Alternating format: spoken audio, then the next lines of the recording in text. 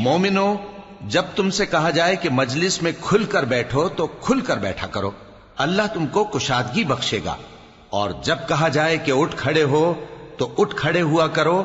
جو لوگ تم میں سے ایمان لائے ہیں اور جن کو علم عطا کیا گیا ہے، اللہ ان کے درجے بلند کرے گا، اور اللہ تمہارے سب کاموں سے واقف ہے۔ مومنو، جب تم پیغمبر کے کان میں کوئی بات کہو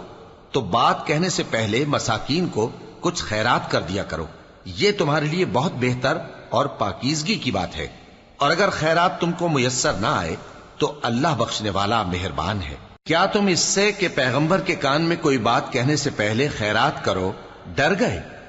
پھر جب تم نے ایسا نہ کیا اور اللہ نے تمہیں معاف کر دیا تو نماز قائم کرتے رہو اور زکوٰۃ دیتے رہو، اور اللہ اور اس کے رسول صلی اللہ علیہ وآلہ وسلم کی فرما برداری کرتے رہو، اور جو کچھ تم کرتے ہو اللہ اس سے خبردار ہے۔ بھلا تم نے ان لوگوں کو نہیں دیکھا